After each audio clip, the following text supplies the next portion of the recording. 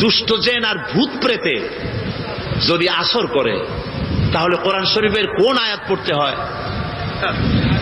জি ওলামারা বলেন না, আয়াতুল কুরসি। কোনটা পড়তে হয় বলেন কোনটা? চট্টগ্রাম তাফসীর মাহফিল উপলক্ষেও কিছুটা ভূত প্রেতের আসর হয়েছে। এই ভূত প্রেতের আসর থেকে রক্ষা করার জন্য সকলে আমার সাথে পড়েন যথারীতি। আউযু বিল্লাহি মিনাশ শাইতানির রাজীম। বিসমিল্লাহির রাহমানির রাহিম। আল্লাহু লা ইলাহা ইল্লা হুয়াল হাইয়ুল কাইয়্যুম লা তাখুযুহু সিনাতুন ওয়ালা নাওম লাহু মা ফিস সামাওয়াতি ওয়া মা ফিল আরদ من ذا الذي يشفع عنده إلا بإذنه يعلم ما بين أيديهم وما خلفهم ولا يحيطون بشيء من علمه إلا بما شاء وسع كرسيه السماوات والأرض ولا يؤوده حفظهما وهو العلي العظيم صدق الله العظيم সবাই বলেন সাদাকাল্লাহুল আযীম। আয়াতুল কুরসি আগে এটার অর্থ করে নেই। আল্লাহু লা ইলাহা ইল্লা হুয়াল হাইয়ুল কাইয়্যুম। আল্লাহ হচ্ছেন তিনি যিনি ছাড়া কোনো ইলাহ নাই, যিনি সার্বভৌমত্বের একমাত্র মালিক। লা তাখুযুহু সিনাতুন ওয়ালা নাওম, যাকে ঘুম এবং তন্দ্রা স্পর্শ করে না। লাহু মা ফিস সামাওয়াতি ওয়া মা ফিল আরদ, আকাশ ও জমিনে যা কিছু আছে সবই তার। মান যাল্লাযী ইয়াশফাউ ইনদাহু ইযনিহি, কে আছে এমন যে তার কাছে সুপারিশ করতে পারে তার বিনা অনুমতিতে? মা বাইনা আইদিহিম ইয়ালামু মা বাইনা আইদিহিম ওয়া মা খালফাহুম, তিনি সবার অগ্র পশ্চাৎ এর সব কিছুর খবর রাখেন। ওয়ালা ইউহিতুনা বিশাইইম মিন ইলমিহি ইল্লা বিমা শাআ, তার জ্ঞাত বিষয়ের কিছুই মানুষ নিজেদের আয়ত্তে আনতে পারে না। অবশ্য আল্লাহ যদি কাউকে কিছু দিতে চান, ওয়াসিআ কুরসিয়্যুহু সামাওয়াতি ওয়াল আরদ, তার একচ্ছত্র ক্ষমতা এবং কর্তৃত্ব আকাশ এবং জমিনকে পরিব্যাপ্ত করে রেখেছে। ওয়ালা ইয়াউদুহু হিফযুহুমা ওয়া হুয়াল আলিয়্যুল আযীম, আর আকাশ এবং পৃথিবীর রক্ষণাবেক্ষণ করতে গিয়ে আল্লাহ পাক মোটেই ক্লান্তি বোধ করেন না। আর তিনি হচ্ছেন এক মহান শ্রেষ্ঠতম সত্তা। বলি সাদাকাল্লাহুল আযীম। আয়াতুল কুরসি, এই আয়াতটি আয়াতুল কুরসি হিসেবে পরিচিত। কি নামে পরিচিত? আয়াতুল কুরসি। এখানে মহান আল্লাহ পাকের এমন সব পূর্ণাঙ্গ পরিচিতি পেশ করা হয়েছে যার নজির গোটা কোরআন শরীফে নাই। সুবহানাল্লাহ।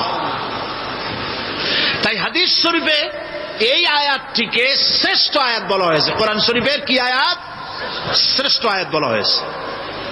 আমরা প্রত্যেকটি ফরজ নামাজের পরে এই আয়াতে কারিমা পড়ে থাকি, ঠিক কিনা বলেন?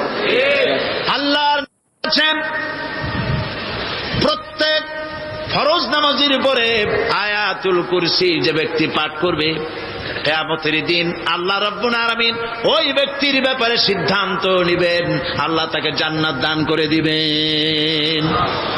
হতে পারে এবার আপনারা কেউ করতে পারেন বাস ওয়াজ আর না শুনলে চলবে, আয়াতুল কুরসি পড়বো আর জান্নাতে চলে যাব না। বিষয়টা এমন নয়। বিষয়টা হচ্ছে এই আয়াতুল কুরসির মধ্যে এমন কিছু কথা আছে যা বুঝে যদি পড়ে আর আমল করে আল্লাহ পাক কিয়ামতের সিদ্ধান্ত নেবেন, জান্নাত দিয়ে দিবেন। সুবহানাল্লাহ বলেন, সুবহানাল্লাহ। এর কারণ হলো আয়াতুল কুরসির মধ্যে আল্লাহ পাক সার্বভৌমত্বের কথা বলেছেন। আজ আমরা স্লোগান দেই সব সমস্যার সমাধান। ও মাশাআল্লাহ, চট্টগ্রামের সবাই বোধহয় এই পরিচিত স্লোগানটা জানেন না। জবাব তা আপনারা জবাব দিতে পারলেন না কেন? সব সমস্যার সমাধান দেন স্লোগান আপনারাই।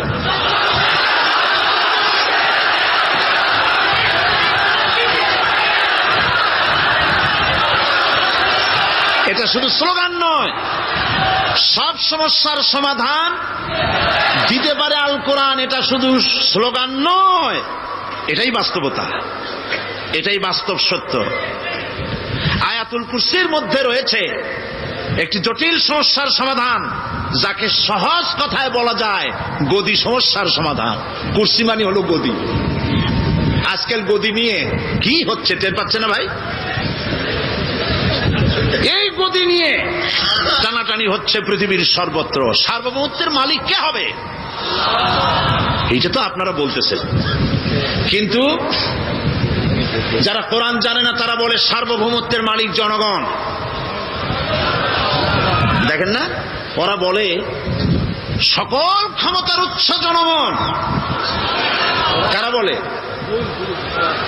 নেতা নেত্রীরা বলেন সকল ক্ষমতার উৎস। কর না কেন? উৎস জনগণ। এই কথাটা হলো আসলে ভোটারদেরকে পাম্পট্টি দেওয়া, আপনাদেরকে ফুলাইয়া ডানলপ টায়ার বানায়। আপনারা খুব খুশি হবেন সমস্ত ক্ষমতার উৎস তাহলে আমরা। আরে বাবারা, তোমরা সকল ক্ষমতার উৎস যার পেট ভরা ময়লা, নাকের মধ্যে ছাতা, দাঁতে ছাতা, তুমি হবা সকল ক্ষমতার উৎস। আহা, ক্ষমতার ঠেলায় একটা সাপ দেখলে ভয়তে সিট হয়ে পড়ো, সাইকেলের টায়ার বাস্ট হইলে হার্ট ফেল করে। সকল ক্ষমতার উৎস, সকল ক্ষমতার উৎস জনগণ। এই কথা বলা কবিরা গুনাহ, এই কথা বিশ্বাস করা হারাম, এই কথা বিশ্বাস করা শিরক। কারণ সকল ক্ষমতার উৎস জনগণ এ কথা যদি বলা হয় তাহলে কোরআনে কারীমের সাথে কন্ট্রাডিকশন হয়, সাংঘর্ষিক। আল্লাহ পাক কি বলেছেন? আল্লাহ পাক বলেছেন আন্নাল কুওয়াতা লিল্লাহি জামিআ। বলেন আন্নাল কুওয়াতা লিল্লাহি জামিআ। আমার আল্লাহ রাব্বুল আলামিন বলেন, জেনে রাখো নিঃসন্দেহে সকল ক্ষমতার উৎস কেবলমাত্র আল্লাহ রাব্বুল আলামিন। সকল ক্ষমতার উৎস কে? জোরে বলেন আল্লাহ, আল্লাহ, আল্লাহ। তিনি একমাত্র সকল ক্ষমতার উৎস। কোরআন আয়াতুল কুরসি আল্লাহ কোরআনে নাজিল করে সার্বভৌমত্বের মালিক কে হবে সমস্যার সমাধান করে দিলেন। রাসূল করিম সাল্লাল্লাহু আলাইহি ওয়াসাল্লাম মানুষের সার্বভৌমত্ব খতম করে মদিনায় আল্লাহর সার্বভৌমত্ব কায়েম করে তিনি একটি রাষ্ট্র কায়েম করলেন। মদিনার রাষ্ট্রের সার্বভৌমত্বের মালিক কে ছিলেন? আল্লাহ। জোরে বলেন কে ছিলেন? আল্লাহ। মানুষ তখন দেখতে পেল খোদাই সার্বভৌমত্বের ভিত্তিতে যে রাষ্ট্র গঠন হয় সেই রাষ্ট্র মানবতার জন্য কত কল্যাণকর হয়। সুবহানাল্লাহ বিহামদিহি। আয়াতুল কুরসিতে বলা হলো যে সার্বভৌমত্বের মালিক এই ক্ষমতা, এই ক্ষমতাটাকে আরবিতে বলা হয় উলুহিয়াত। এই ক্ষমতাকে সার্বভৌমত্বের ক্ষমতাটাকে আরবিতে কি বলা হয়? উলুহিয়াত। আর যার হাতে এই ক্ষমতাটা থাকে তাহলে বলে ইলাহ, তাকে কি বলা হয়? আল্লাহ রাব্বুল আলামিন আয়াতুল কুরসির শুরুতে এই কথাটাই বলে দিলেন, আল্লাহু লা ইলাহা ইল্লা হুয়াল হাইয়ুল কাইয়্যুম। আল্লাহ হচ্ছেন তিনি যিনি ছাড়া কোনো ইলাহা নাই। তার মানে হলো সার্বভৌমত্বের একচ্ছত্র মালিকানা কার হাতে? চিৎকার দিয়ে বলুন, আল্লাহ রাব্বুল আলামিনের হাতে। সার্বভৌমত্বের এই ক্ষমতা হস্তান্তরযোগ্য নয়। সার্বভৌমত্বের মালিক যিনি হবেন তার শুরু থাকবে না, শেষও থাকবে না। এই কোয়ালিটি কার মধ্যে আছে? আল্লাহ পাকের মধ্যে। আল্লাহ পাক বললেন তিনি হচ্ছেন আল হাই আল কাইয়্যুম। তিনি হাইয়্যু, তিনি কাইয়্যুম। তিনি শাশ্বত, তিনি জাগ্রত, তিনি চিরস্থায়ী, যার শুরুও নাই, যার শেষও নাই। সুবহানাল্লাহি ওয়া বিহামদিহি।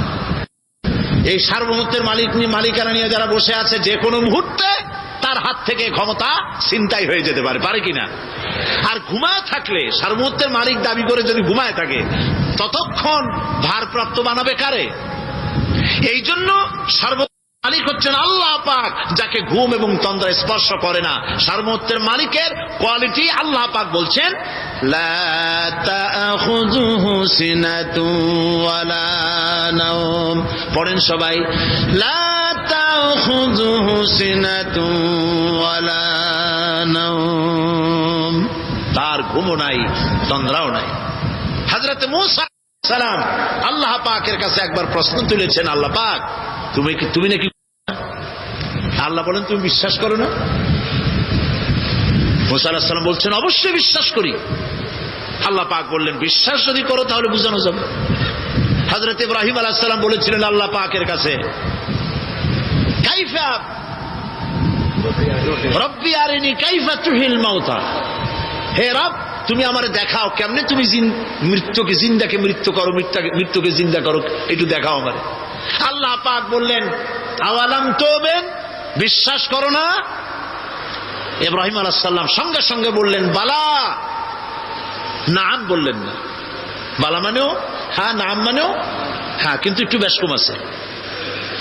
তিনি নাম না বলে বালা বললেন।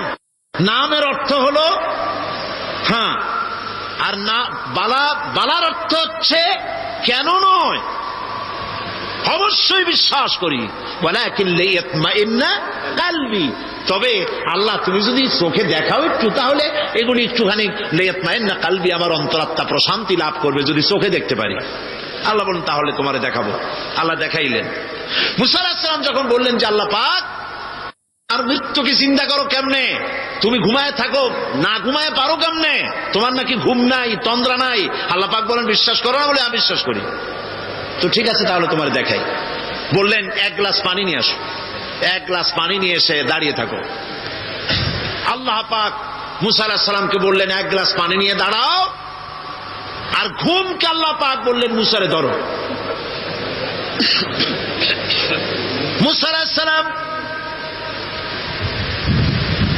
নিদ্রাচ্ছন্ন হলেন, তন্দ্রা এসে গেল, হাত শিথিল হয়ে হাতের থেকে পানি ভর্তি গ্লাস পড়ে ভেঙে চুরমার হয়ে গেল। মুসা আলাইহিস সালাম ভয় পেয়ে গেলেন। আল্লাহ রাব্বুল আলামিন বলেন ভয় পাওয়ার কোনো কারণ নাই, তোমার প্রশ্নের জবাব আমি এভাবেই দিলাম। এক গ্লাস পানি নিয়ে কয়েক মিনিট দাঁড়াইতে পারো নাই, ঘুমের সঙ্গে সঙ্গেই গ্লাস পড়ে ভেঙে গেল। तमाम आकाश और जमीन গোটা সৃষ্টি জগৎ তোমার আল্লাহ পাকের হাতের মুঠার মধ্যে রয়েছে। আল্লাহ যদি ঘুমায় যায় সব শেষ হয়ে যাবে। तमाम সৃষ্টি জগতের ট্রাফিক কন্ট্রোল আল্লাহ কর্তৃক হয়, আর মানুষের যা হয় আল্লাহ পাক তার থেকে সম্পূর্ণ মুক্ত। আল্লাহ পাকের ঘুম নাই, তন্দ্রাও নাই। লা তাখুযুহু সিনাতু ওয়ালা নাওম, ঘুমও নাই, তন্দ্রাও নাই। আল্লাহ পাক সমস্ত রকমের মানবীয় কোয়ালিটি থেকে, গুণ থেকে মুক্ত, মুবাররা, পবিত্র। আল্লাহ রাব্বুল আলামিন সার্বভৌমত্বের একচ্ছত্র মালিক হচ্ছেন আল্লাহ পাক। তিনি ছাড়া কোনো ইলাহ নাই। তিনি পরিষ্কার করে বলছেন আল্লাহু লা ইলাহা ইল্লা হুয়াল হাইয়ুল কাইয়্যুম। সবাই পড়েন আল্লাহু লা ইলাহা ইল্লা হুয়াল হাইয়ুল কাইয়্যুম। আল্লাহ হচ্ছেন সার্বভৌমত্বের মালিক, তিনি ছাড়া কোনো ইলাহ নাই। এমন একটি আয়াত তাফসীরের জন্য আল্লাহ এনে দিয়েছেন, যেই আয়াতটি বুঝলে পরে দুনিয়াও শান্তি, আখিরাতেও শান্তি। গতি সমস্যার সমাধান হবে, সব সমস্যার সমাধান হবে। আয়াতুল কুরসি এমন আয়াত যা তেলাওয়াত করলে, বুঝলে, আমল করলে কিয়ামতের দিন আল্লাহ পাক তার সম্পর্কে সিদ্ধান্ত নেবেন, জান্নাত দিয়ে দিবেন। সুবহানাল্লাহ। আউযু বিল্লাহি মিনাশ শাইতানির রাজীম। বিসমিল্লাহির রাহমানির রহিম। প্রত্যেক অক্ষরে অক্ষরে 10-10 করে নেকি এখন আমাদের নামায় আমলে লেখা হচ্ছে। সুবহানাল্লাহ। গলা ছেড়ে দিয়ে সবাই পড়েন আমার সাথে, আল্লাহু লা ইলাহা ইল্লা হুয়াল হাইয়ুল কাইয়্যুম লা তাখুযুহু সিনাতুন ওয়ালা নাওম লাহু মা ফিস সামাওয়াতি ওয়া মা ফিল আরদ من ذا الذي يشفع عنده إلا بإذنه يعلم ما بين أيديهم وما خلفهم ولا يحيطون بشيء من علمه إلا بما شاء وسع كرسيه السماوات والأرض ولا يؤوده حفظهما وهو العلي العظيم صدق الله العظيم। আয়াতুল কুরসি হচ্ছে কোরআন শরীফের সর্বশ্রেষ্ঠ আয়াত। সুবহানাল্লাহ। রাসূল বলেছেন আয়াতুল কুরসি হচ্ছে কোরআনে কারীমের সর্বশ্রেষ্ঠ আয়াত এবং আল্লাহ পাকের তাওহীদের ব্যাপারে, সার্বভৌমত্বের ব্যাপারে এত বিস্তারিত অল্পের মধ্যে আর অন্য কোন আয়াতের মধ্যে ভাবে আসে নাই। এই জন্য আয়াতুল কুরসির এত মর্যাদা। কালকে আরো একটি হাদিস শোনাইছিলাম, বোধহয় নিশ্চয়ই আপনাদের মনে আছে। প্রত্যেক ফরজ নামাজের পরে আয়াতুল কুরসি যে একবার পড়বে, তেলাওয়াত করবে, কিয়ামতের দিন আল্লাহ পাক তার সম্পর্কে সিদ্ধান্ত নেবেন, তাকে জান্নাত দিয়ে দিবেন। সুবহানাল্লাহ কইতে ইচ্ছে করলো না? আলহামদুলিল্লাহ বলবেন না? তার অর্থ হলো এই আয়াতুল কুরসি যদি মানুষ পড়ে আর বোঝে আর ওই অনুযায়ী যদি আকীদা তৈরি হয়, জীবন তৈরি হয়, তার জীবন জান্নাতের জন্য তৈরি হয়ে যায়। গতকাল আল্লাহ পাকের সার্বভৌমত্বের কথা আমরা আলোচনা করেছিলাম। আলোচনা করব আল্লাহ পাকের পরিচয়। আল্লাহ পাক তিনি কে? আমরা বলি আল্লাহ। আমরা কি বলি? বলেন সবাই, কি বলি? আমি অনেকবার আপনাদেরকে এই কথাটা বলেছি, বোধহয় নিশ্চয়ই মনে আছে। আল্লাহ এই উচ্চারণটা আমাদের অনেকের হয় না, কেউ বলে না আল্লাহ। আল্লাহ পাকের উচ্চারণটা হচ্ছে, আল্লাহ পাকের নামকরণ হচ্ছে আল্লাহ। মুখটা একটু গোল হয়ে যাবে, বলেন আল্লাহ আল্লাহ। পৃথিবীতে বিভিন্ন জাতি তার স্রষ্টাকে, তারা যাকে স্রষ্টা মনে করে বিভিন্ন নামে ডাকে। কেউ বলে ভগবান, কেউ বলে ঈশ্বর, কেউ বলে পরমেশ্বর, কেউ বলে বিধাতা, কেউ বলে গড।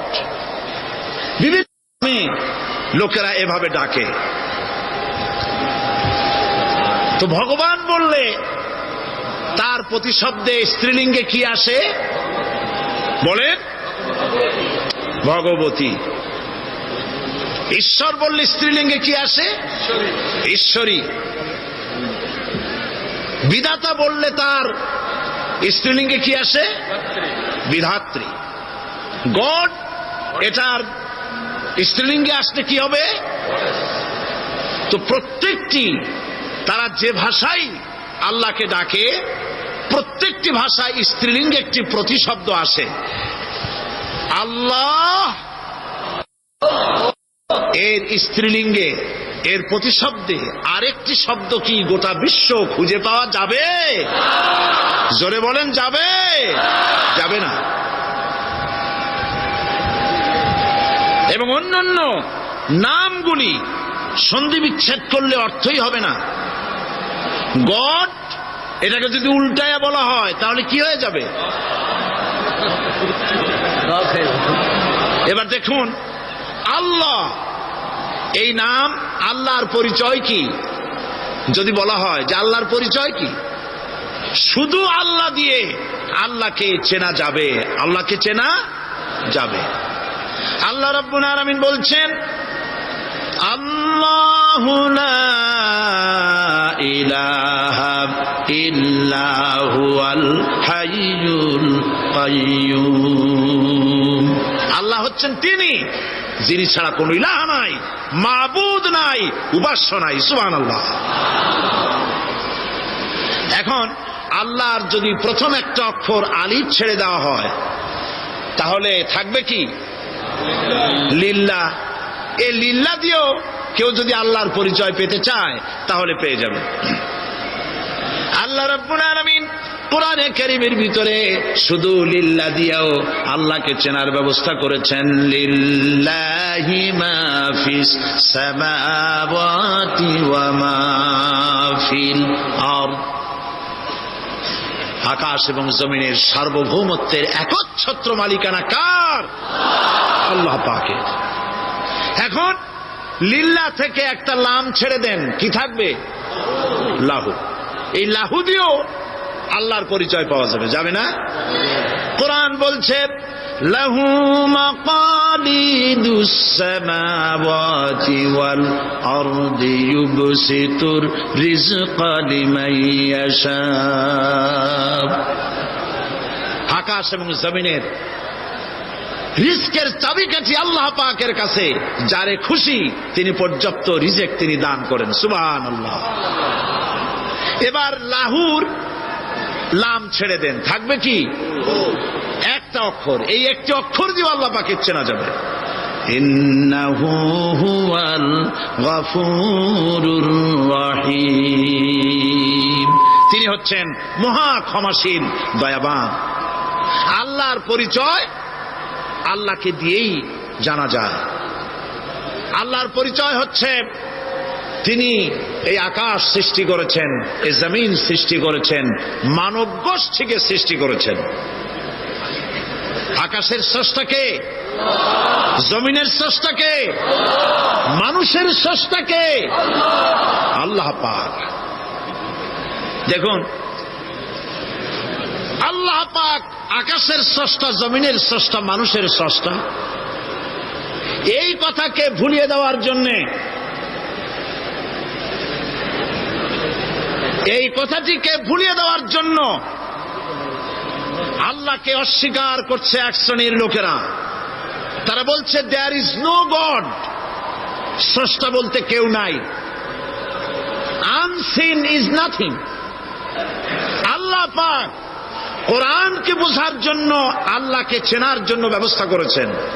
ওরা বলছে কি আনসিন ইজ নাথিং, যা দেখা যায় না সেটা কিছুই না, সেটা বিশ্বাস করি না।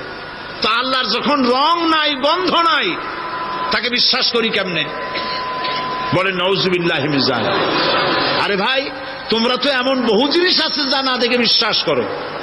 আপনারা কি বাতাস দেখেছেন? বিশ্বাস করেন কিনা? বিশ্বাস করেন কিনা? আপনারা কি ইথার দেখেছেন? বিশ্বাস করেন কিনা? ফুলের গন্ধ দেখেছেন কিন্তু বিশ্বাস করেন কিনা? মাধ্যাকর্ষণ শক্তি, ল অফ গ্রাভিটেশন আপনারা চোখে দেখেছেন? বিশ্বাস করেন কিনা? অনেক জিনিস এমন আছে যা আমরা চোখে দেখি না কিন্তু বিশ্বাস করি। হযরত ইমাম আবু হানিফা রাহমাতুল্লাহ আলাইহির সাথে এক নাস্তিকের বহস হবে। স্থান এবং তারিখ নির্ধারণ করা হলো। ইমাম সাহেব দেরি করে আসলেন। নাস্তিক বলছে, আমি আপনার সঙ্গে কোনো বিতর্কে যেতে চাই না, কারণ আপনি ওয়াদা রক্ষা করতে পারেন নাই, নির্ধারিত সময়ের অন্তত 3 ঘন্টা পরে এসেছেন। তিনি বললেন, আমি কেন দেরি করলাম সেটা তো তুমি জিজ্ঞেস করবে। আচ্ছা বলেন কেন দেরি করেছেন? তিনি বললেন, দেখো এই জায়গায় আসার পথে একটা নদী বেঁধেছিল, কি করে আমার কাছে পারাপারের কোনো বন্দোবস্ত ছিল না। এক পর্যায়ে হতাশ হয়ে গেলাম, আমার বোধহয় যাওয়াই হবে না। শেষ পর্যন্ত আমি দেখতে পেলাম হঠাৎ করে আমার পাশে একটা ফলের বীজ পড়লো, তা দিয়ে একটা গাছ অঙ্কুরিত হলো। দেখছি না তা গাছটা একটা ময়ূর হয়ে পরিণত হয়ে গেল। কই থেকে একটা করাতে সে গাছটা কেটে ফেলে দিল। ফটাফট কতগুলি তক্তা বেরিয়ে আসলো, কোথার থেকে একটা হাতুড়ি আর কতগুলি লোহা এসে ঠাস ঠাস করে বাড়ি লেগে একটা কিস্তি তৈরি হয়ে গেল। কিস্তিটার ধাবায় পড়লো নদীতে, আমি লাফ দিয়ে উঠলাম, তাই দেরি হলো। নাস্তিক বলছে, আপনার সাথে আমি জানছিলাম যে আপনি অত্যন্ত বুদ্ধিমান মানুষ, কিন্তু যে ঘটনা শুনাইলেন আপনার স্ক্রু একটাও টাইট আছে বলে মনে হয় না, আপনার সাথে আর কোনো বহস নয়। তিনি বললেন, কেন? কয় বহস না, আপনি বলছেন যে এইরকম একটা গাছ চারা হয়ে গেল, সাথে সাথে বিনা মিস্ত্রিতে গাছটা কাটলো, তারপর এইটা দিয়ে তক্তা হলো, লোহা আসলো, হাতুড়ি হইলো, বিনা মিস্ত্রিতে কিস্তি তৈরি হয়ে গেল, নৌকা এটা পড়লো নদীতে, আর বিনা মাঝিতে আপনি পার হয়ে আসলেন। এটা কি আদৌ সম্ভব? ইমাম আবু হানিফা রাহমাতুল্লাহ আলাইহি বলছেন, তোমার সাথে আমি কোনো কিতাব দিয়ে ঝগড়া করব না, কোনো কিতাব দিয়ে আমি তোমার সাথে বহস করব না। এই একটি দৃষ্টান্ত তোমার জন্য যথেষ্ট। একটা মিস্ত্রি ছাড়া যদি একটা কিস্তি তৈরি না হতে পারে, একটা গাছ কেটে তক্তা যদি না হতে পারে, এই বিশাল আকাশ, এই বিশাল জমিন, আর তোমার মতো এরকম একটা সুন্দর মানুষ বিনা মিস্ত্রিতে বিনা স্রষ্টায় তৈরি হলো কেমনে? এক কথায় নাস্তিক বলছে, আমার জীবনের ভুল ধরা পড়ল। নাস্তিক বলছে, জীবনের ভুল ধরা পড়েছে, আমি মুসলমান হয়ে গেলাম। লা ইলাহা ইল্লাল্লাহু মুহাম্মাদুর রাসূলুল্লাহ।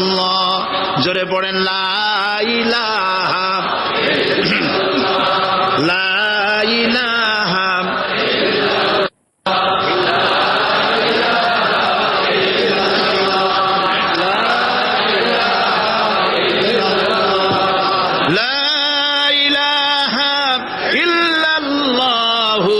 মুহাম্মাদুর রাসূলুল্লাহ।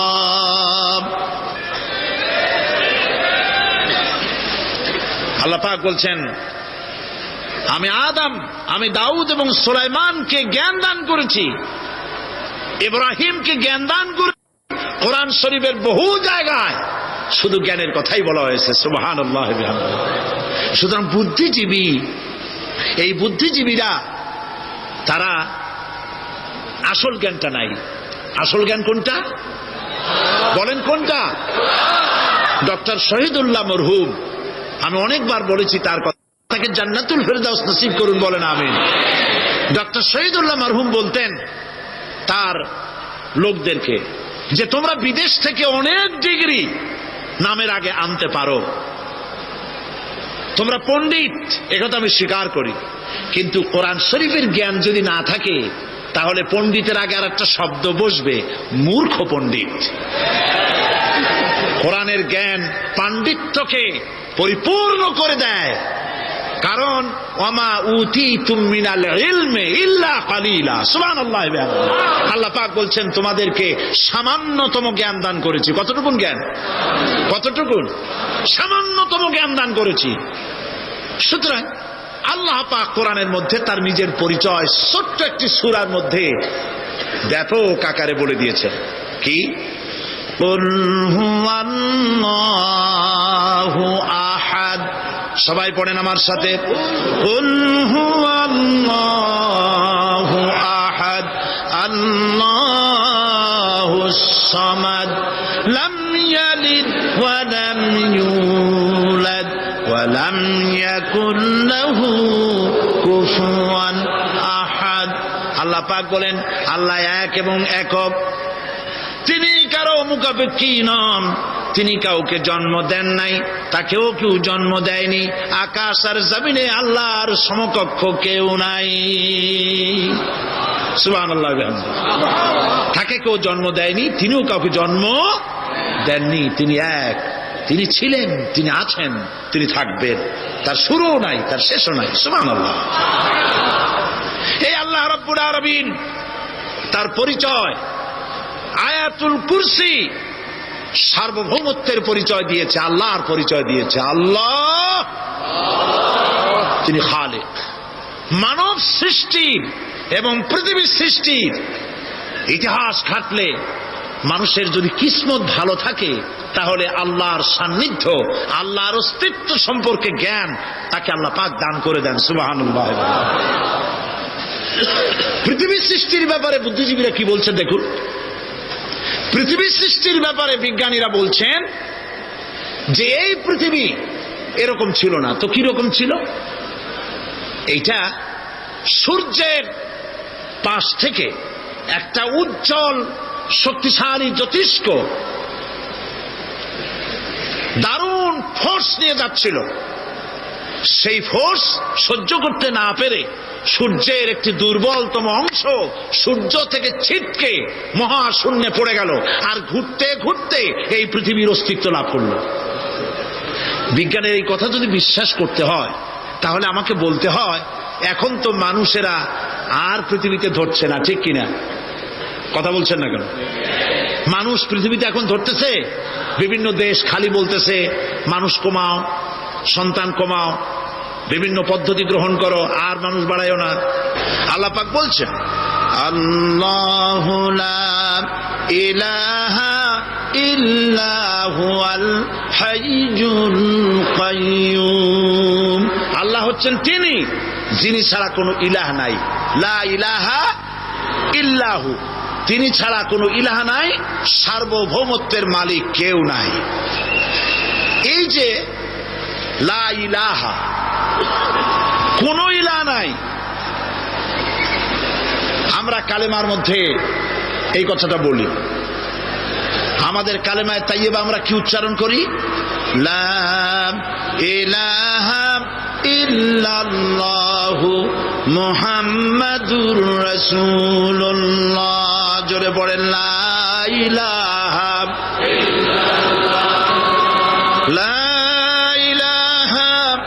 ইল্লাল্লাহু মুহাম্মাদুর রাসূলুল্লাহ।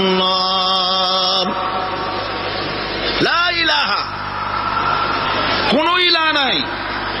এই দাওয়াত দিয়েছেন দুনিয়ার সমস্ত পয়গম্বর। এটা কি শুধু রাসূলুল্লাহর দাওয়াত ছিল? সমস্ত নবীদের স্লোগান ছিল একটা। সমস্ত নবীদের স্লোগান ছিল কয়টা? সবাই বলুন, কি সেই স্লোগান? লা ইলাহা ইল্লাল্লাহ। কোরআন শরীফের ভিতরে ইলাহ শব্দ 147 বার এসেছে। লা ইলাহার অর্থ যদি এই হয় কোন উপাস্য নাই আল্লাহ ছাড়া, কোন মাবুদ নাই আল্লাহ ছাড়া, মুহাম্মদ সাল্লাল্লাহু আলাইহি ওয়াসাল্লাম আল্লাহর প্রেরিত রাসূল, তাহলে তো এত ঝঞ্ঝাট হওয়ার কথা ছিল না। আপনারা বলেন, নবীরা যখনই এই দাওয়াত দিয়েছেন লা ইলাহা ইল্লাল্লাহ, তখন সংঘর্ষ হয়েছে কিনা? হয়েছে কিনা? বাধা আসছে কিনা? তাহলে কথাটা কি যার কারণে এরকমের বাধা আসে? লা ইলাহা ইল্লাল্লাহ, এর চাইতে বিপ্লবাত্মক, এর চাইতে রিভলিউশন সৃষ্টিকারী কথা আল্লাহর আকাশের নিচে জমিনের উপরে আর একটাও হতে পারে না। লা ইলাহা ইল্লাল্লাহ। ইলাহ শব্দের অর্থ শুধু উপাস্য আর মাবুদ নয়। ইলাহ শব্দের অর্থ হচ্ছে আইনদাতা, ইলাহ শব্দের অর্থ হচ্ছে শাসনকর্তা, ইলাহ শব্দের অর্থ হচ্ছে বিধানদাতা। তো লা ইলাহা যখন একটি লোক ঘোষণা করে তার অর্থ দাঁড়ায় কোনো আইনদাতা নাই, বিধানদাতা নাই, শাসনকর্তা নাই, কারো আইন মানি না, বিধান মানি না, শাসন মানি না, আল্লাহ ছাড়া। কে ছাড়া? আল্লাহ ছাড়া। এই কালেমার দাওয়াত যখন পয়গম্বরেরা দিয়েছেন তখন 3 শ্রেণীর লোকেরা বাধা দিয়েছে। বলেন কয় শ্রেণী? সবাই বলেন। 3 শ্রেণীর লোকেরা বাধা দিয়েছে, লক্ষ্য করুন। 1 নম্বরে বাধা দিয়েছে রাষ্ট্রশক্তি। 1 নম্বরে বাধা দিল কারা? 2 নম্বরে বাধা দিয়েছে ধনাঢ্য ব্যক্তিবর্গ। 3 নম্বরে বাধা দিয়েছে যারা কায়েমি, স্বার্থবাদী ধর্মীয় শক্তি, এই তিনটি শ্রেণী সমস্ত নবীদেরকে বাধা দিয়েছে। সেই বাধা অতীতে যারা দিত এখন আর দেয় না, নাকি এখনো দেয়? দেখুন, এই কালেমার দাওয়াত হযরতে মূসা আলাইহিস সালামকে যেদিন আল্লাহ পাক প্রথম ওহী দিলেন, এই দাওয়াত শুধু রাসূল দেন নাই, আল্লাহ পাক বলছেন প্রত্যেক নবী তার জাতিকে এই দাওয়াত দিয়েছেন। কি? আল্লাহ রাব্বুল আলামিন বলেন সকল নবী তার কওমকেই বলে দাওয়াত দিয়েছেন, ইয়া কওমি ইবুদুল্লাহা মা লাকুম মিন ইলাহিন গায়রু। হে সম্প্রদায়, আল্লাহ ছাড়া কোনো ইলাহ নাই, তার ইবাদত করো, তারই দাসত্ব করো, তার গোলামি করো। আল্লাহ পাক মূসা আলাইহিস সালামকে যখন নবুয়াত দিলেন, প্রথম যে ওহী এলো, প্রথম ওহীটাই ছিল ইন্নানি আনাল্লাহ লা ইলাহা ইল্লা আনা ফা'বুদনি ওয়া আকিমিস সালাতা লিযিকরি। নিশ্চয়ই আমি আল্লাহ, আমি ছাড়া কোন ইলাহ নাই, আইনদাতা নাই, বিধানদাতা নাই, সুতরাং আমার দাসত্ব করো এবং আমার শরণার্থে নামাজকে প্রতিষ্ঠা করো। মূসা আলাইহিস সালামকে আল্লাহ পাক ওহী দিয়ে তাকে পাঠালেন। কোথায় পাঠালেন? আল্লাহ পাক বলেন, ইযহাব ইলা ফিরআউনা ইন্নাহু তাগা। গোটা কওম নাফরমান, আল্লাহর আইন কেউ মানছে না, গোটা কওমের কাছে না ঠাইয়া আল্লাহ পাক সর্বপ্রথম মূসা আলাইহিস সালামকে দাওয়াত নিয়ে কার কাছে পাঠালেন? ফেরাউনের কাছে। কারণ ফেরাউন হচ্ছে রাষ্ট্রশাসক। ফেরাউন কি? রাষ্ট্রশাসক। হযরতে মূসা আলাইহিস সালাম ফেরাউনের কাছে গেলেন আর দাওয়াত দিলেন, ফেরাউন পড়ে নাও, লা ইলাহা ইল্লাল্লাহ। একটি কথা আপনাদের মনে রাখতে হবে, দুনিয়ার কোন ফেরাউন, কোন নমরুদ, কোন সাদ্দাত, কোন হামান কেউ বলে নাই যে আমি আল্লাহ, আমি রাজ্জাক, আমি খালেক, আমি পৃথিবীর সৃষ্টি করেছি। কথা কেউ বলেছে? কেউ বলে নাই। কি বলেছে তারা? ফেরাউন বলেছে, মা আলিমতু লাকুম মিন ইলাহিন গায়রি, আমি তো জানি না আমি ছাড়া আরো কোনো ইলাহ আছে, এ কথা আমার জানা নাই, সুতরাং আমি হচ্ছি ইলাহ, আর তুমি বলছো লা ইলাহা। তার মানে হচ্ছে ওই সময় পয়গম্বরেরা, আল্লাহর নবীর সাহাবীরা, তারা জানতেন যে আমরা কিসের দাওয়াত দেই, আর যারা শুনতো তারাও বুঝতো কিসের দাওয়াত শুনতেছি।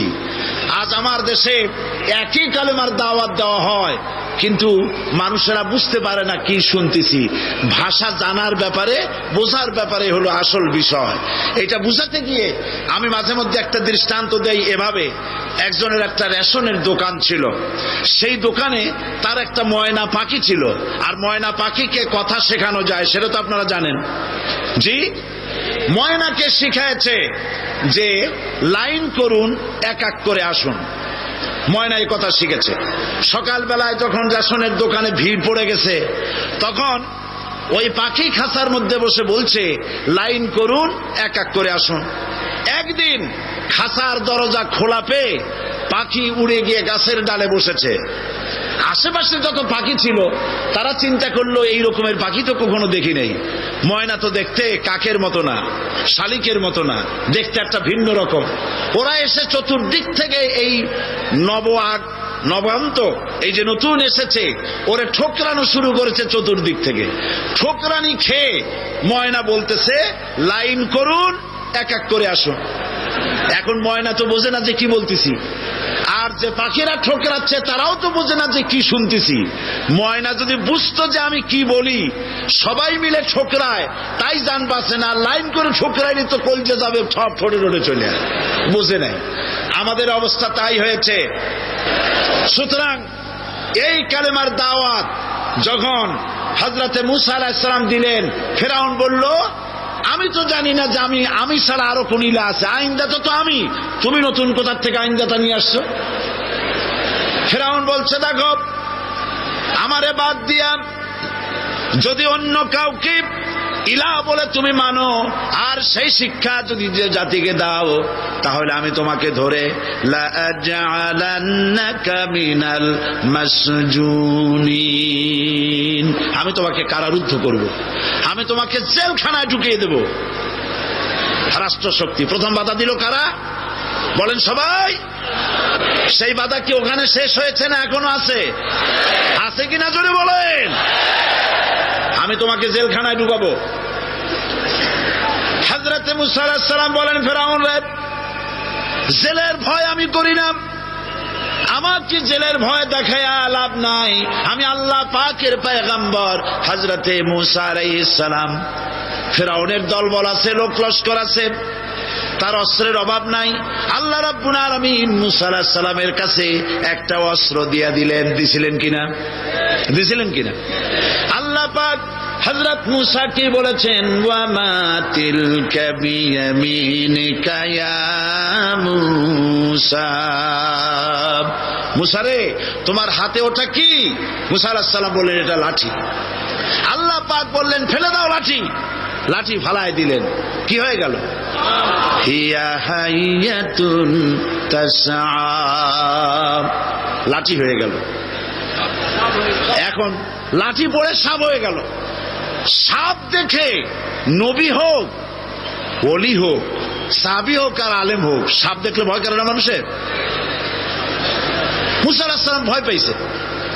আল্লাহ রাব্বুল আলামিন হযরত মুসাকে শোনায় দিলেন, খুযহা ওয়া লা তাখাফ সানুঈদুহা সিরাতাহাল উলা, খোঁজ, চলো, লা তাখাফ, ভয় পেও না। আল্লাহ বলছেন ধরো, ভয় পেও না। ধরার সঙ্গে সঙ্গে স্বাভাবিক অবস্থায় ফিরে আসবে, আবার লাঠি হয়ে যাবে। এখন আল্লাহ বলছেন ধরো। মুসা আলাইহিস সালাম কি ভয় পাওয়া উচিত হবে? আর উচিত হবে? মুসা আলাইহিস সালাম কি ভয় পাইছিলেন? কারণ হচ্ছে দুশমনের শক্তিটা খুব বড়ই দেখা যায়, মনে হয় যেন অনেক বড় কি জানি কি। আল্লাহ পাক বলছেন ইন্না কাইদাশ শায়তানে কানা দাঈফা, শয়তানের চক্রান্ত যতই তুমি মনে করো অনেক ষড়যন্ত্রের জাল বিস্তার হয়ে আছে, আল্লাহ কয় কিছুই না, দাঈফা, অত্যন্ত দুর্বল। আল্লাহ পাক বললেন ধরো।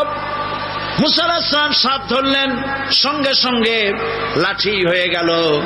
ফেরাউন বরদাস্ত করল না, রাষ্ট্রশক্তির পক্ষ থেকে আক্রমণ শুরু হলো। অপরাধ কি? মুসা আলাইহিস সালামের অপরাধ কি? কি অপরাধ? মাশাআল্লাহ, বুঝতে পেরেছেন। অপরাধ হচ্ছে তিনি বলেছেন লা ইলাহা, জোরে বলেন লা ইলাহা ইল্লাল্লাহ। এই কালেমাকে আজ আমরা ভিক্ষার বুলি বানাইছি। এটা হলো সার্বভৌমত্বের বুলি, এটা হচ্ছে আল্লাহ পাকের সার্বভৌমত্বের কথা। আজ আমরা মানুষের কাছে আমরা শুনি, মানুষেরা ভিক্ষা চায়, লা ইলাহা ইল্লাল্লাহ, এক মুঠ চাউল দেন, লা ইলাহা ইল্লাল্লাহ 10 খান পাই দেন। এই হচ্ছে কালেমার জিকির। আবার কেউ কেউ জিকির করতেছে লা ইলাহা আস্তে, ইল্লাল্লাহ জোরে, এমন জোরে কলব সাফ করে, কলব তাতে থাকলেও পারে গেলেও পারে। এই কালেমার জার, এর আঘাত পয়গম্বররা মেরেছেন। হযরতে মুসা আলাইহিস সালাম যখন বলেছেন লা ইলাহা ইল্লাল্লাহ, এই ধাক্কা ফেরাউন বরদাস্ত করতে পারে নাই। দরিয়ায় নীলের ভিতরে আল্লাহ পাক ডুবাইয়ে শেষ করে দিয়েছেন, দেন নাই? হযরতে মুসা আলাইহিস সালাম, তার উম্মতেরা দরিয়ার পাশে বসে দ্বীনি কথাবার্তা বলতেছেন। এমন সময় ফেরাউন, তার শত্রু হচ্ছে মুসা আলাইহিস সালাম। শত্রু কেন? মুসা কি ফেরাউনের পাকা ধানে মই দিয়েছে নাকি? বলেন আপনারা। তার হালের গরু পিটায় মারছে নাকি? অপরাধ হলো তিনি আল্লাহর জমিনে আল্লাহর আইন প্রতিষ্ঠার কথা বলেছেন।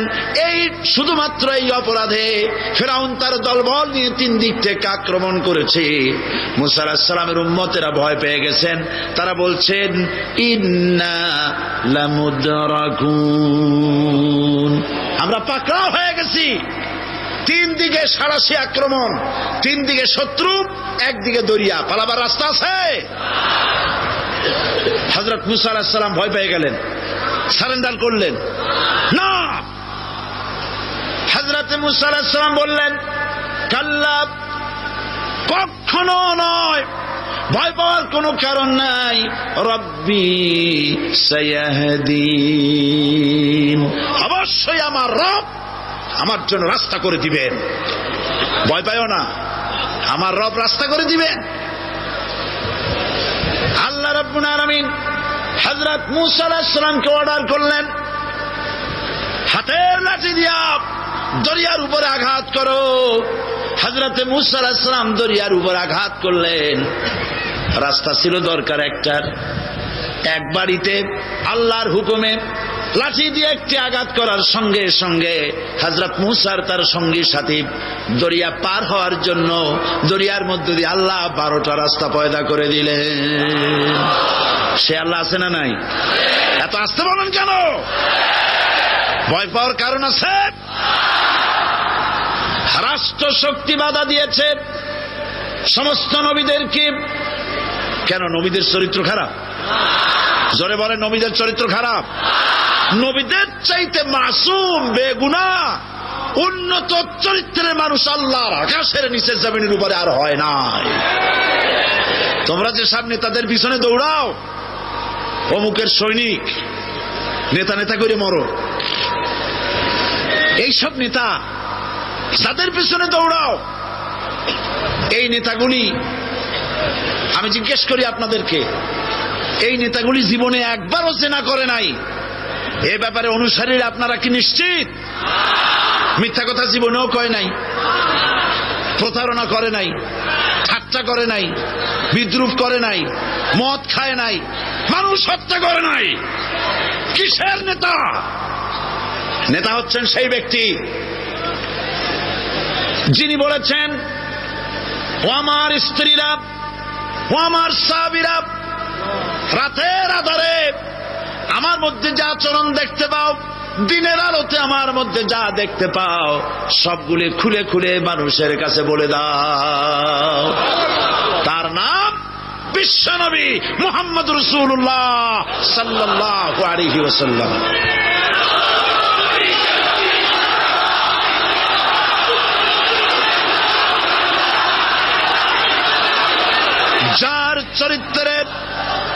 যার চরিত্রের সার্টিফিকেট আল্লাহ রাব্বুল আলামিন নিজে দিচ্ছেন, ওয়া ইন্নাকা লাআলা খুলুকিন আযীম। নবী হে, উন্নত চরিত্রের উপরে আপনি প্রতিষ্ঠিত। সুবহানাল্লাহ। কে সার্টিফিকেট দিচ্ছেন? আযীম, আযীম।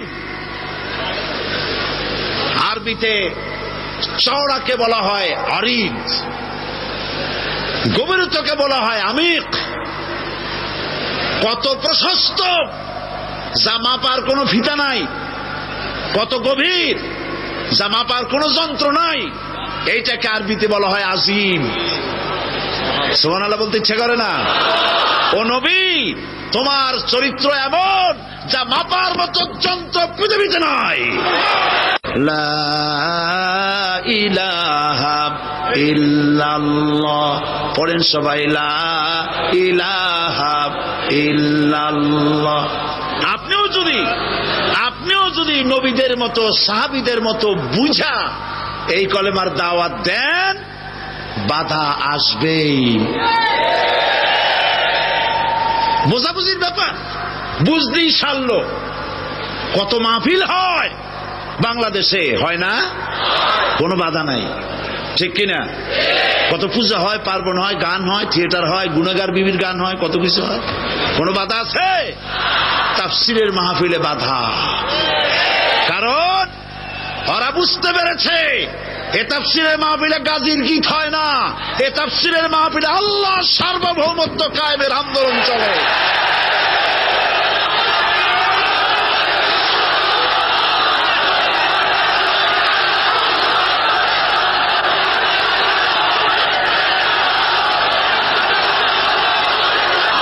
বিশ্বকবি আল্লামা ইকবাল কি সুন্দর করে বলেছেন, আজ ভি হো জু ইব্রাহিম কা ইমা पैदा आग कर सकती है एक अंदाजे गुलिस्तां पैदा। ইব্রাহিমের ঈমান যদি আজও কোথাও হয় বিদ্যমান, করতে পারেন অগ্নিকুণ্ডে খুবসুরত এক গুলিস্তান। এখনো যদি ইব্রাহিমের সন্তানদেরকে আগুনের মধ্যে ফেলে দেওয়া হয়, আর ইব্রাহিম ঈমান যদি থাকে, আগুনকে ফুলের বাগান বানাবার ক্ষমতা আল্লাহর আছে। চিরকাল আল্লাহ পাক এই কালেমাকে দিয়েছেন আল্লাহর সার্বভৌমত্বকে প্রতিষ্ঠা করার জন্য।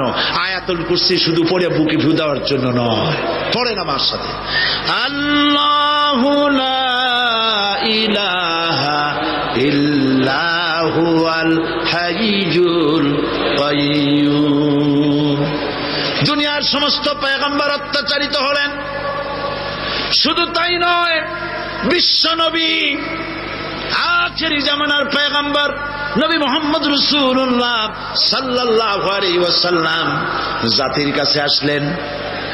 তিনি এসে বললেন, ইয়া আইয়ুহান নাস কুলু লা ইলাহা ইল্লাল্লাহ। প্রথম দাওয়াত, প্রথম দাওয়াত। শুনছেন কথা? রাসূলুল্লাহ বলছেন, ও জাতি, আমার রাসূল তো মক্কার রাসূল না শুধু, মদিনার রাসূল না শুধু, আরবি ভাষাভাষীদের রাসূল না শুধু, আমার নবী কি নবী? চিল্লায় বলেন। তাই তিনি বলেছেন, ও বিশ্বের মানবতা, বিশ্বের মানব গোষ্ঠী, যদি মুক্তি পেতে চাও, নাজাত পেতে চাও, উচ্চারণ করো, বিশ্বাস করো, আমল করো, বলো লা ইলাহা ইল্লাল্লাহ। জোরে পড়েন, লা ইলাহা ইল্লাল্লাহ, লা ইলাহা ইল্লাল্লাহু মুহাম্মাদুর রাসূলুল্লাহ। কোরআনে কারীমের ভিতরে আয়াতুল কুরসির মধ্যে বলে দিয়েছেন, আল্লাহু লা ইলাহা ইল্লা হুয়াল হাইয়ুল কাইয়্যুম। প্রাণ খুলে সবাই পড়েন, বসা মানুষ, দাঁড়ানো মানুষ, আল্লাহু লা ইলাহা ইল্লা হুয়াল হাইয়ুল কাইয়্যুম।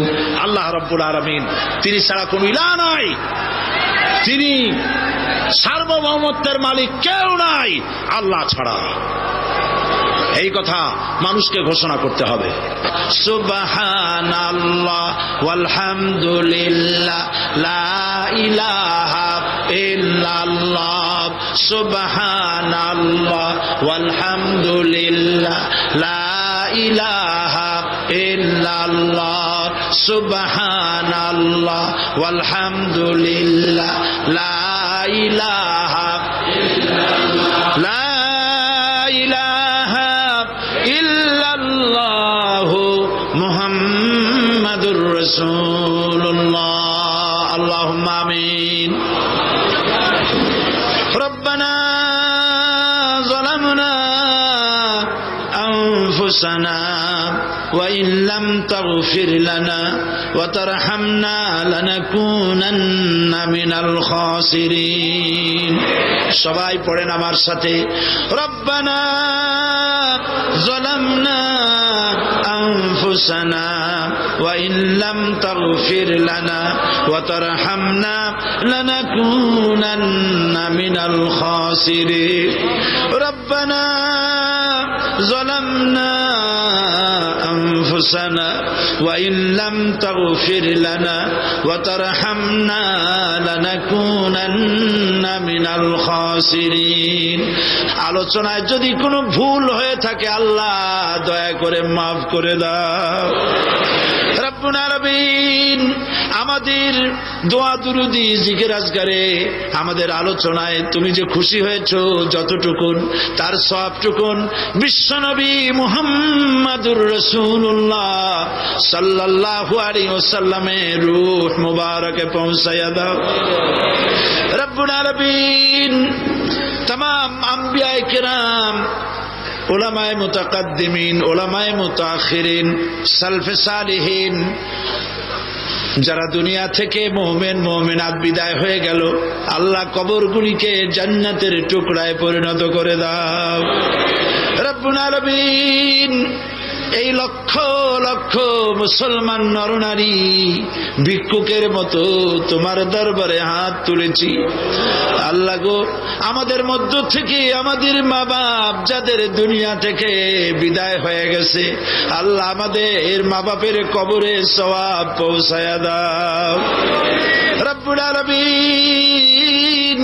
আত্মীয় স্বজন যদি বিদেশে থাকে, 2 মাস 6 মাস পর চিঠি দিয়া খোঁজ খবর পাওয়া যায়, প্রত্যেক দিন টেলিফোন করে খবর পাওয়া যায়, কিন্তু আমাদের মা বাপ যাদের মারা গেল, বছরের পর বছর যুগের পর যুগ বিদায় হয়ে গেল, কোন হালতে আছে জানি না। আল্লাহ আমাদের মা বাপের কবরগুলি জান্নাতের টুকরায় পরিণত করে দাও রব্বুল আলামিন। আমাদের আব্বা কত মহব্বত করতেন, কত কষ্ট করেছেন। আল্লাহ তাআলা আমাদেরকে লেখাপড়া শেখাবার জন্য কত কষ্ট করেছেন, মানুষ বানাবার জন্য কত কষ্ট করেছেন। আমাদের জন্য ঘর বাড়ি বানায়া জায়গা জমি কিনে রেখে সবগুলি থুয়ে খালি হাতে চলে গেছে বাবা। আল্লাহ আমাদের আব্বা রুহের পরের সওয়াব পৌঁছায়া দাও রব্বুল আলামিন। এখন তো আর বাড়ি গেলে নাম ধরে কেউ ডাকে না। আয় আল্লাহ, আমাদের আব্বা যত গুনাহ করেছি জানা অজানা, সমস্ত গুনাহগুলি আল্লাহ তুমি সাইয়াদগুলি হাসানাত দিয়া বদলাইয়া দাও রব্বুল আলামিন। আমাদের জনম দুঃখিনী মা, আয় আল্লাহ, মা যা যে হারাইছে সেই বোঝে কি নিয়ামত তার চলে গেছে। আল্লাহ আমাদের মা যার বিদায় হয়ে গেছে, মায়ের কবরটাকে জান্নাতের টুকরায় পরিণত করে দাও রব্বুল আলামিন। মায়ের পেটের ভিতরে বসে 10টা মাস ধরে মায়ের কষ্ট দিছি, তিনি ডেলিভারিতে কষ্ট করেছেন, 2-2.5 বছর বুকের দুধ খেয়ে কষ্ট দিয়েছি, পেশাব পায়খানা করে মায়ের কাপড় চোপড় নষ্ট করে দিয়েছি। মা বিরক্ত হন নাই, থাপ্পড় মারেন নাই, আছাড় দিয়া ফলায় দেন নাই। আল্লাহ, মা যাদের মারা গেল বাবু, মায়ের কবরটাকে জান্নাতের টুকরা বানায়া দাও রব্বির হামহুমা কামা রব্বায়ানি সগীরা। আমার ভাইয়েরা, আমার মা বোনেরা করুণ ভাবে আল্লাহরে বলেন রব্বির হামহুমা কামা রব্বায়ানি সগীরা, রব্বির হামহুমা কামা রব্বায়ানি সগীরা। ربنا تقبل منا إنك أنت السميع العليم وتب علينا إنك أنت التواب الرحيم سبحان ربك رب العزة عما يصفون وسلام على المرسلين والحمد لله رب العالمين واجعل آخر كلمة عند الموت لا إله إلا الله محمد رسول الله।